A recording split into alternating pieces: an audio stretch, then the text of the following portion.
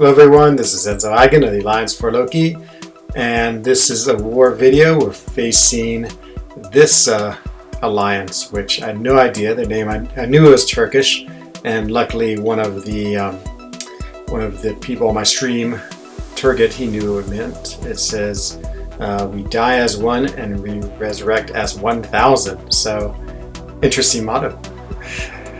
So I'm going in with a team of Omega Red, Corvus, and Quake. This is my usual team. It is totally made for Path 7 in that it is a variety of different champions that could encounter anything because, of course, it's the unknown node. And so, luckily my first one is unlinked. I usually take it linked, so it means I don't have to deal with Bane, which is great news. The first thing I have to do, though, is change all of my masteries. And so I just had them set up for Mystic Dispersion because I place my defenders with Mystic Dispersion on, and of course that's always takes some time to do that.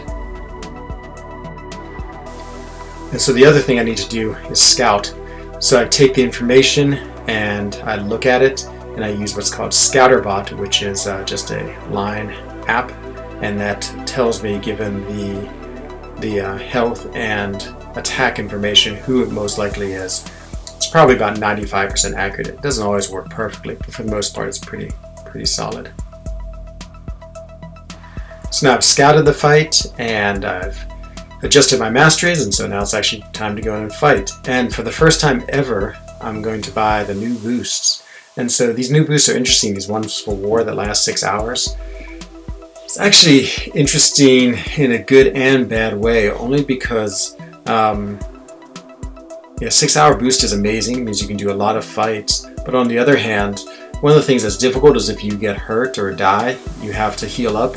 And if your health is inflated, then it just takes that much longer to heal, or that many more potions. So sometimes it's actually better to let your potions expire and then heal because it's just cheaper potions wise. So just part of the interesting pros and consequences of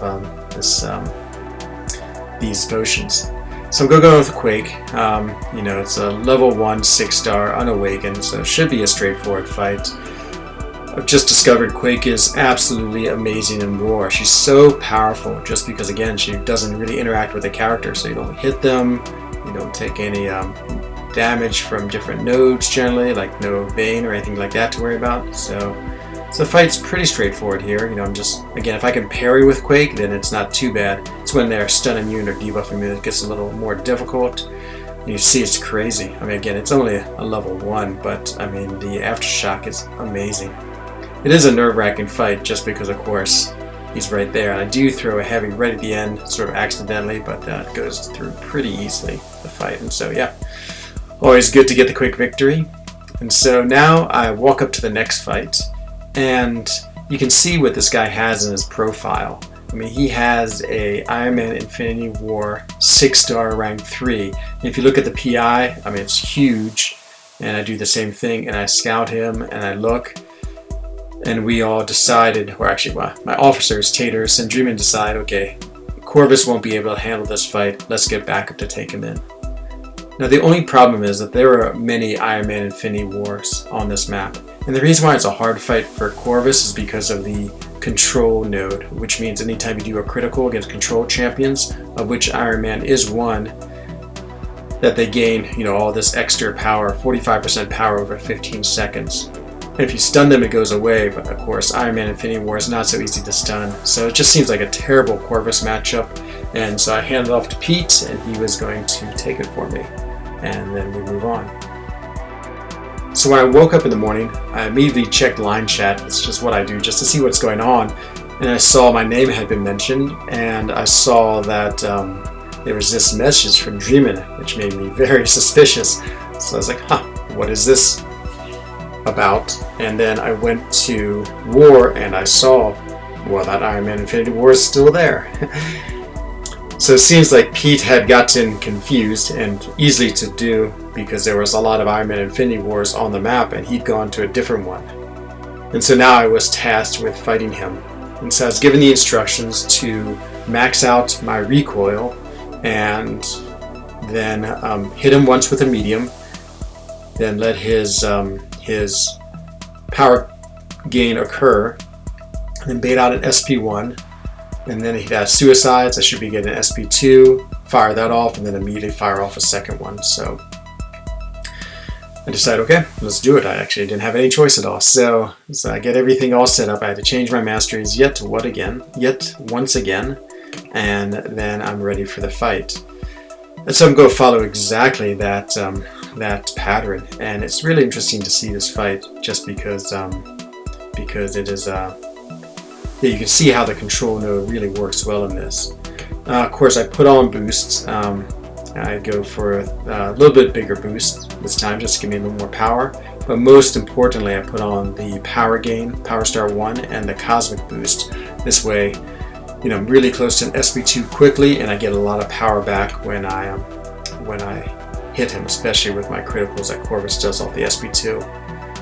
And so yeah, nervous. I mean, so much health. 137,000 health, 10,000 attack. I mean, this is one very strong character. And so yeah, I wasn't too sure how this was going to go.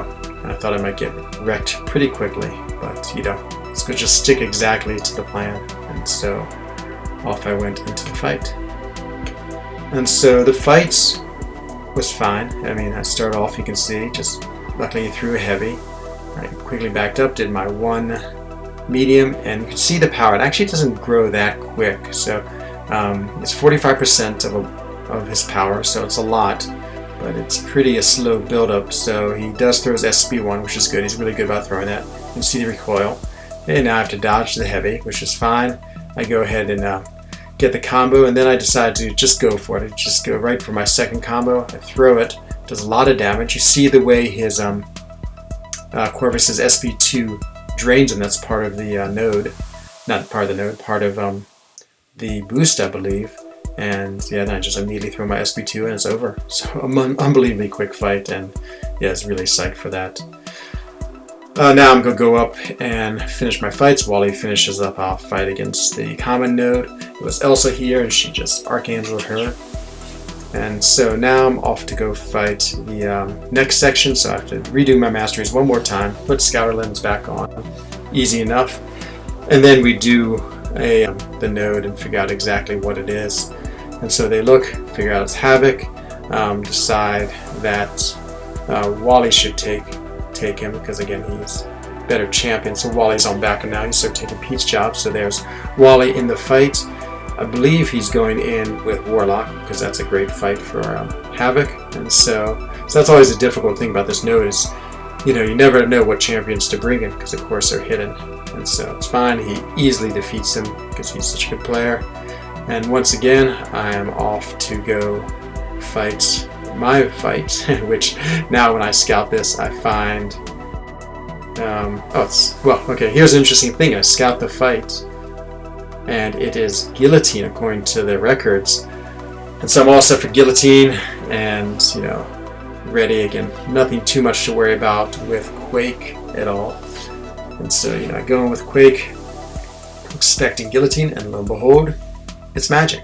And so, a little bit surprising. Actually, it doesn't change my fight at all, so that's fine. So going with Quake, again, she just doing so much damage, just playing, carefully, try not to get hit, and just quaking away, and once again, absolutely destroys her. Quake is so strong. She is an incredible character, just because of the way she totally ignores everything in the fight, and you just have to stand there. It's a little hard to get used to playing her, but I don't know if you saw my series on Thing. While I was trying to do Thing in Lion's Quest, I just spent a lot of time practicing with her, and it's paid off. So, but again, if you can parry her, it's not so bad. I thought maybe I'd have to go fight a mini, so I went up there just to support, but in the end I didn't. And yeah, we finished pretty good. I think we had 3 deaths in our battle group, which is very, very well done by BG3. So that's the end of this video. We don't know the results yet, but I have a feeling we're going to win. We're very far ahead of them. And yeah, we'll see what happens next war. And so this is Enzo Eigen, the Alliance for Loki, wishing everyone a good day. Bye-bye.